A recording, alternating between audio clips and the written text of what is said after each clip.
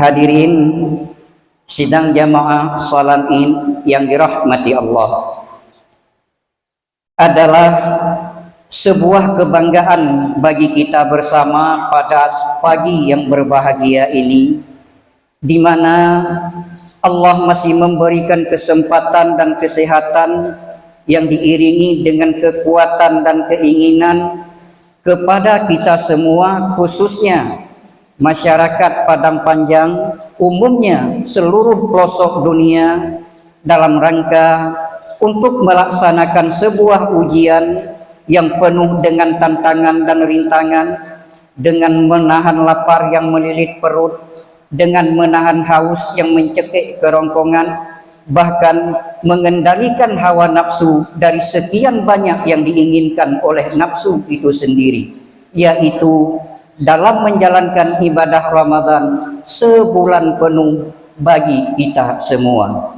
Dan alhamdulillah, pada pagi yang berbahagia ini kita berhak dan wajar merayakan sebuah hari kemenangan yang disebut dengan Idul Fitri. Dan perlu kita ketahui, Idul Fitri ini tidak bisa dimiliki oleh semua orang, tidak akan didapatkan oleh setiap orang. Berbeda dengan halnya Lebaran. Lebaran bisa diraih oleh semua orang dan bisa dirayakan oleh setiap manusia. Kenapa? Karena Lebaran adalah tradisi. Siapapun bisa. Tapi Idul Fitri tidak semua orang bisa mendapatkan dan tidak semua manusia bisa merayakan. Hanya orang-orang pilihanlah yang bisa menikmati Idul Fitri, hanya orang-orang yang dipercaya oleh Allah yang diberikan Idul Fitri itu. Dengan jalan apa? Dengan jalan melaksanakan ibadah puasa selama sebulan penuh. Kita diberikan kesempatan oleh Allah. Dari puasa Ramadan belakang, kita bertemu dengan Ramadan yang sekarang ini. Masih diberikan kesempatan kita berbuat ibadah dengan sebanyak-banyaknya. Kita melaksanakan amaliyah dengan setinggi-tingginya, dengan tanpa mengharap pamrih dan imbalan dari siapapun, tapi hanya mengharap ridha dan ampunan dari Allah Subhanahu wa Ta'ala. Maka wajar kita hari ini mendapat sebuah kemenangan. Lalu dari ujian itu tadi, apa yang harus kita laksanakan setelah salat Id ini berlangsung? Kita wajib mempertahankan dan melanjutkan apa yang sudah menjadi pelajaran yang berharga di dalam pelaksanaan Ramadan itu tadi. Artinya apa? Segala keinginan hawa nafsu kita abaikan. Kepentingan dunia tidak pernah kita lakukan. Kita hanya mengharap ibadah dan ibadah kepada Allah. Jangan sampai ketika Ramadan berangkat pergi, ibadah pun ikut berjalan seiring kepergian Ramadan. Jangan sampai ketika Ramadan sudah berakhir di dalam diri kita, amalan-amalan itu pun ikut selesai dalam perbuatan kita. Ini adalah sangat-sangat merugikan. Kenapa? Ramadan menggembleng kita, Ramadan membina kita, Ramadan mendidik kita untuk selalu beribadah kepada Allah tanpa mengharap apapun dari manusia. Maka saya teringat seorang aulia Allah dari kalangan wanita yang bernama Rabi'atul Al-Adawiyah. Apa kata beliau? Ya Allah, kalaulah ibadah saya ini berharap untuk menghindar dari neraka-Mu, maka silahkan bakar saya dengan neraka-Mu. Jika ibadah saya ini mengharap surga-Mu, maka haramkan surga itu untukku. Itu Rabi'atul Al-Adawiyah. Artinya apa? Beliau beribadah semata-mata karena cintanya kepada Allah, tanpa mengharap menghindar dari neraka dan tanpa mengharap pemberian surga dari Allah. semata-mata cintanya kepada Allah. Itulah yang kita tanamkan di dalam Ramadan kemarin. Kita tidak mengharap imbalan dari siapapun, kita tidak mengharap pemberian dari arah manapun, tapi kita mengharap ridha Allah dengan keikhlasan hati yang didasari oleh keimanan. Maka seluruh kita pada hari ini Allah memberikan sebuah sertifikat penghargaan yang tidak kita dapatkan dari perusahaan manapun, yang tidak kita dapatkan dari pemerintah manapun. Apa penghargaan itu? Ghufira lahu ma taqaddama min dzambi. Allah sekarang telah mengampuni dosa kita semua, kesalahan kita semua yang telah lalu sebanyak apapun yang telah kita kerjakan. Coba kita bayangkan para hadirin, semenjak kita dari akil balik, kita bergelimang dengan kemaksiatan, kita bergelut dengan keangkara murkaan, entah berapa banyak orang yang sudah kita rugikan, entah berapa banyak manusia yang sudah kita aniaya dengan kekejaman dan kezaliman kita. Tapi alhamdulillah, Ramadan ini membimbing kita, mengajarkan kita, dan mengantarkan kita. Dosa-dosa itu telah dihapus oleh Allah, kesalahan-kesalahan itu sudah dimaafkan oleh Allah. Haruskah begitu diri kita disucikan hari ini oleh Allah, kita kembali kepada perbuatan dosa, kita kembali melakukan kesalahan? Alangkah ruginya seorang manusia jika kesempatan yang sudah diberikan oleh Allah tapi tidak dimanfaatkan dengan sebaik-baiknya. Cobalah kita berkaca kepada sejarah.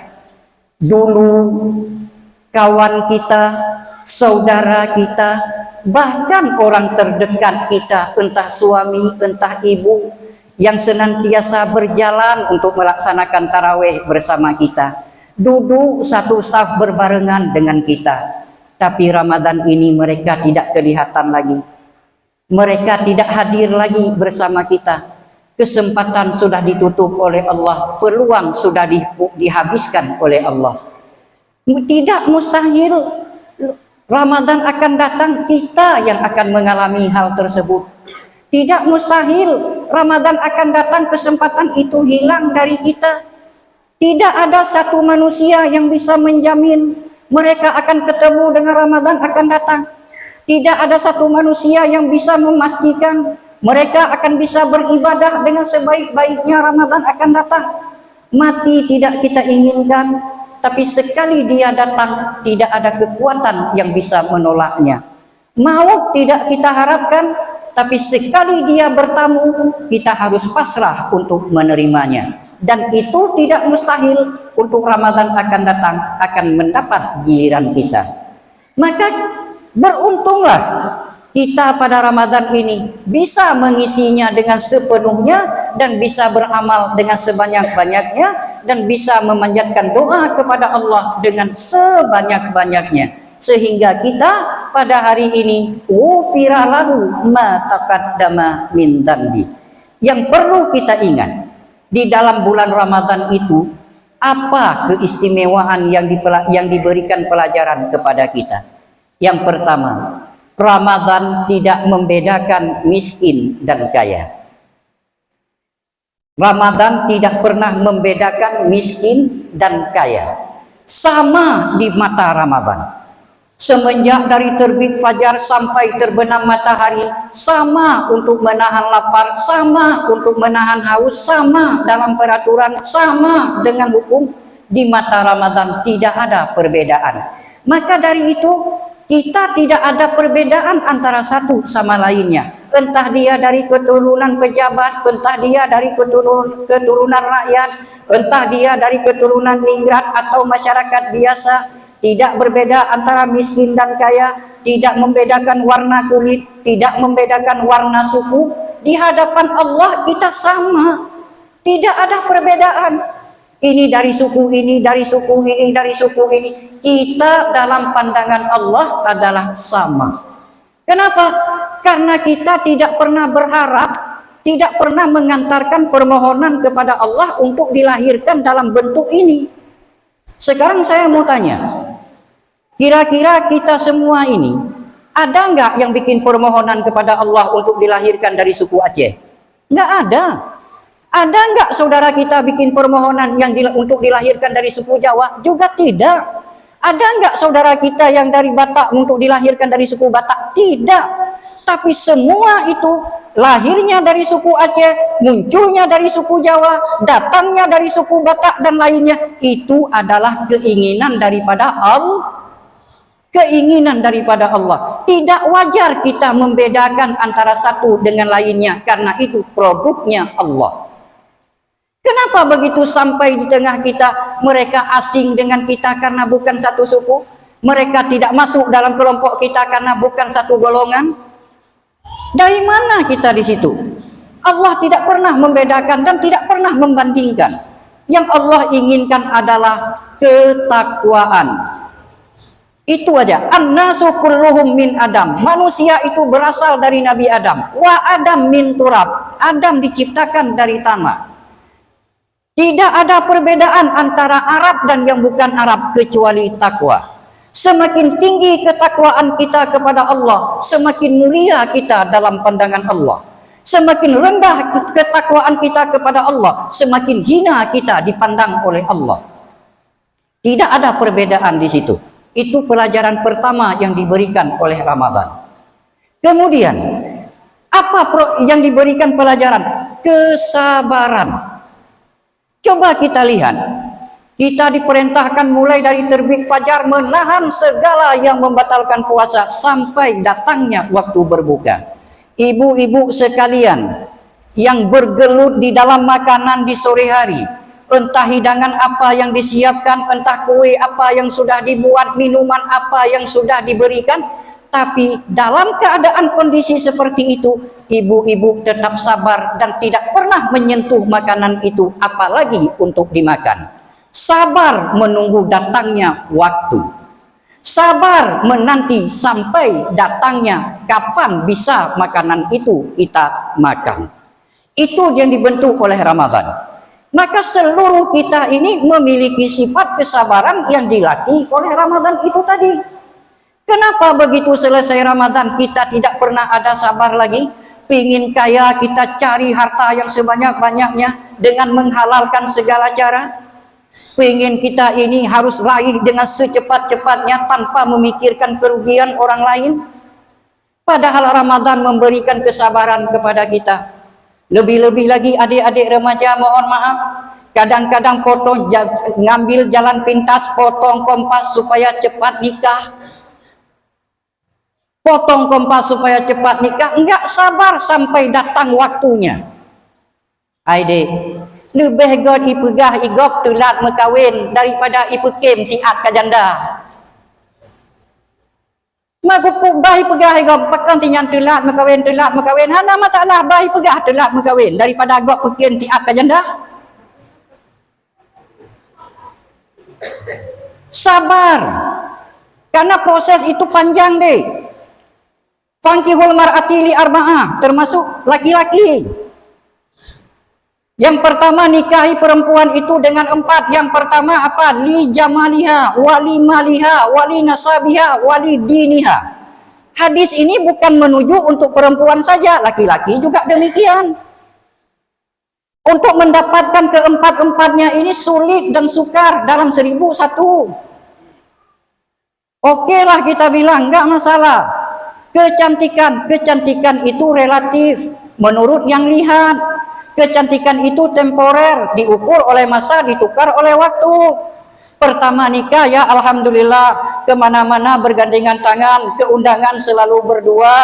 Begitu sedikit istri hampir jatuh, suami refleks. Ada apa adik, kenapa adik, ada apa yang, kenapa yang, hati-hati yang, pegangan yang. Kenapa? Indah. Begitu anak 1 kecantikan mulai luntur, lahir anak 2 kulit mulai kendur, lahir anak 3 mata mulai kabur, lahir anak 4 gigi mulai gugur,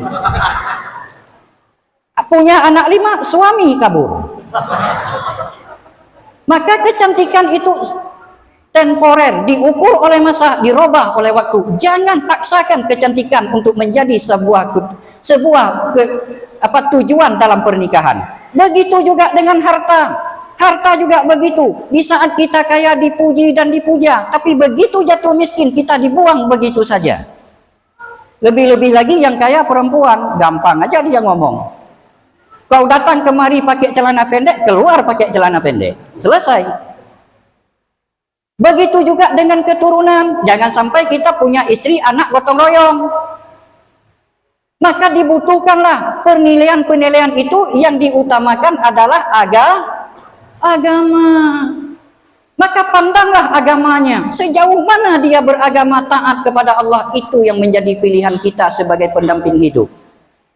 Jangan sampai ini kan butuh jadi imam dalam keluargaku.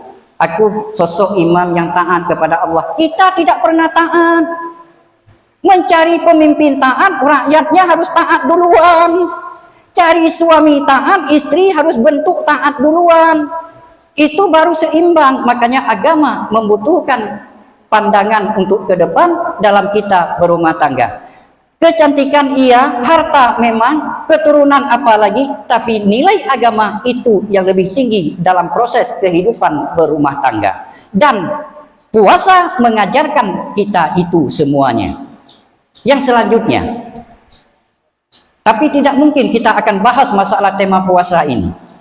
Tadi saya sudah katakan yang bahwa seluruh kita di sini Allah sudah memberikan ampunan dosa kepada kita. Kita hari ini laksana seorang bayi yang baru dilahirkan dari rahim ibunya tanpa ada dosa dan noda sedikit pun.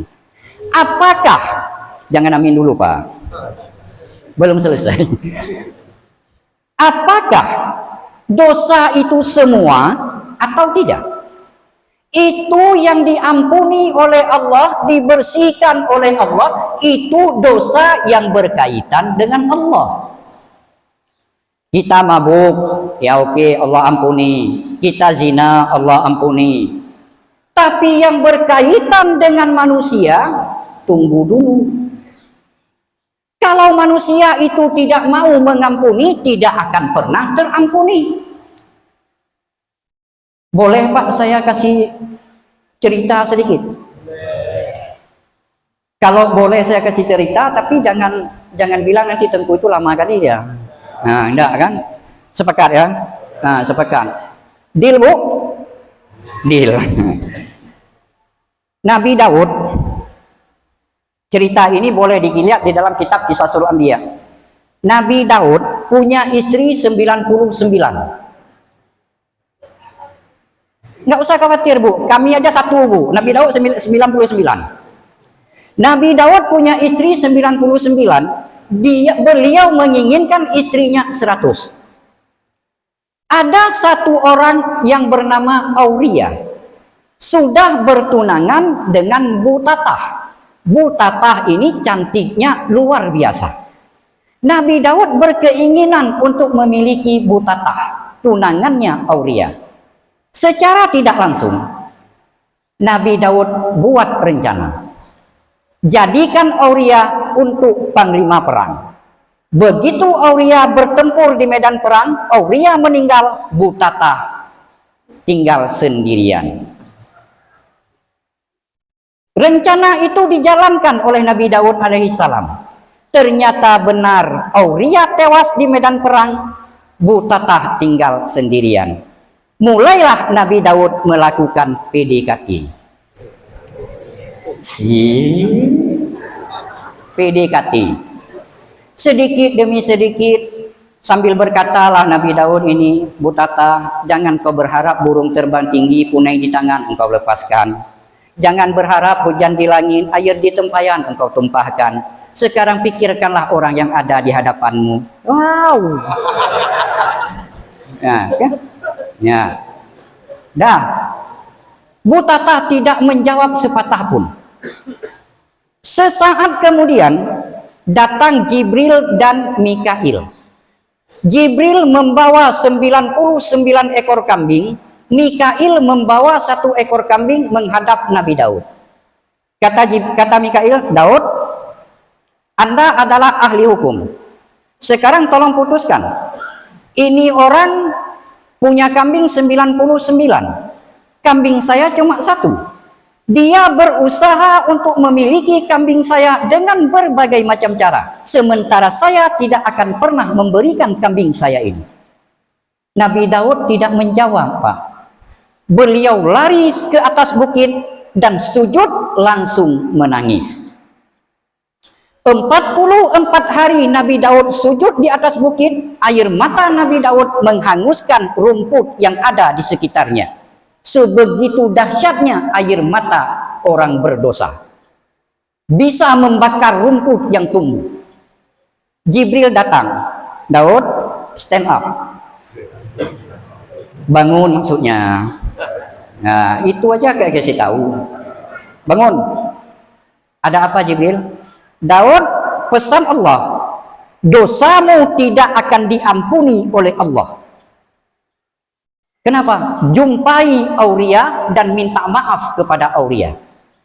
Nabi Daud bangun cari kuburan Aulia. Dengan izin Allah dan ilhamnya, bertemulah dengan Aulia dan Nabi Daud bicara dengan Aulia dari alam barzakh. Maka jangan heran Pak, ada manusia di alam barzakh bisa bicara. Itu Aulia pertama orangnya. Kata Nabi Daud, Aulia saya minta maaf. Dengan pendapat saya engkau celaka. Dengan ide saya engkau binasa. Dengan saran saya engkau tidak bisa berbuat apa-apa lagi. Engkau tewas di medan perang. Tolong maafkan saya Aulia. Apa kata Aulia? Menyoba hata kamu ide. Hai Nabi Daud, setiap payah aku menoleh hop kukuh jenerop ke pegelingkah. Oh kali je tunangan kai cok lek gop metohan hop ci cuba kira. Nyan. Daud maaf. Tunangan saya Anda ambil. Tunangan saya Anda paksa dengan membunuh saya di medan perang. Itu walaupun pendapat Anda. Tidak ada kata maaf bagimu. Tiada maaf bagimu. Nabi Daud kembali ke sana, ke bukit lalu menangis. Bagaimana caranya? Allah perlihatkan sebuah surga di depan mata Aulia. Begitu dikatakan Aulia, ya Allah, surga itu milik siapa? Surga itu terlalu indah ya Allah. Untuk siapa engkau berikan? Apa kata Allah? Untuk orang yang mau memaafkan kesalahan orang lain. Terbuka tangan Aulia, kesalahan Nabi Daud saya maafkan ya Allah. Surga itu berikan untuk saya. Ternyata maaf Nabi Daud ditukar dengan surga oleh Allah. Baru maaf Nabi Daud. Maka yang perlu pelajaran apa? Tidak akan ada kata maaf dari Allah jika berkaitan dengan manusia. Adab ibu-ibu, perlu nggak surga indah? Perlu apa enggak? Mau masuk? Sekarang? Mati mau? Kalau nggak mau mati ibu, jangan mimpi masuk surga. Persyaratan masuk surga, mati dulu. Udah. Kalau ibu-ibu ingin surganya seperti yang dimiliki oleh Aulia, hari ini bu, buka dadamu dengan lapang, lebarkan hatimu, ikhlaskan hatimu, maafkan kesalahan-kesalahan saudaramu. Kalau dosa dengan Allah, dengan ibadah Ramadan selesai, tapi dosa dengan manusia pada hari ini, terutama bu, dengan ibu, ayah, kepada siapa kita terutama minta maaf dulu hari ini? Ayah, ibu kita, ibunda kita. Kalau yang masih ada ibunda, begitu pulang salangit, temui ibunda, bersalaman, bersandar bahu, bisa mengharapkan ampunan dari sang ibunda. Tapi bagi kita yang tidak punya lagi bunda, yang tidak punya ibu, kemana kita harus memanjatkan maaf itu? Sekian lama beliau melahirkan kita, 9 bulan beliau merasa